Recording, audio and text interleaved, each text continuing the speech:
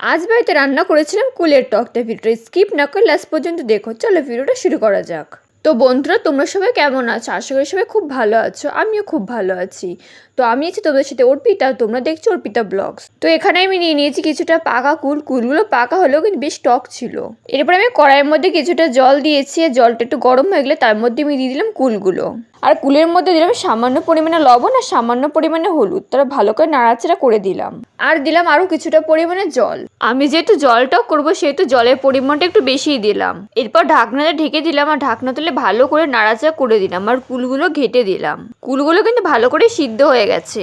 বন্ধুরা, তোমরা কে কোথা থেকে ভিডিওটা দেখছো অবশ্যই আমাকে কমেন্ট করে জানিও। আর যারা এখনো চ্যানেলটা সাবস্ক্রাইব করেন তারা ভিডিওতে লাইক করে চ্যানেলটা সাবস্ক্রাইব করে দিও। পাশে থাকা বেল আইকনটিকে অবশ্যই প্রেস করো, যাতে পরবর্তী নোটিফিকেশন সবার আগে তোমার কাছে পৌঁছায়। এটা খেতে হয়েছিল দুর্দান্ত। তোমরা বাড়িতে কিন্তু অবশ্যই একবার ট্রাই করো। আশা করবো তোমাদেরও খুব ভালো লাগবে। আমি বেশ কিছুক্ষণ সময় নিয়ে জাল করে নিয়েছি। এরপর আমি এর মধ্যে দিয়ে দিলাম মিষ্টির রস।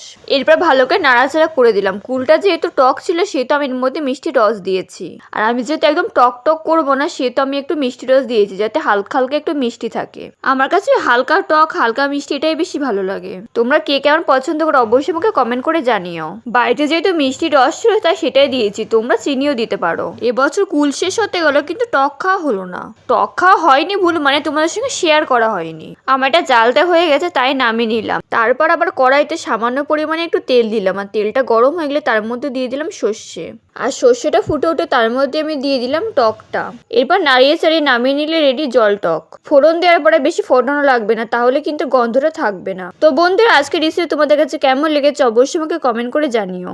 আর ভিডিওতে একটা লাইক করে চ্যানেলটা সাবস্ক্রাইব করে পাশে থেকো। আজকের ভিডিওটা এই পর্যন্ত, দেখা হয় পরবর্তী ভিডিওতে। ততক্ষণ পর্যন্ত সবাই সুস্থ থেকো, ভালো থেকো, বাই।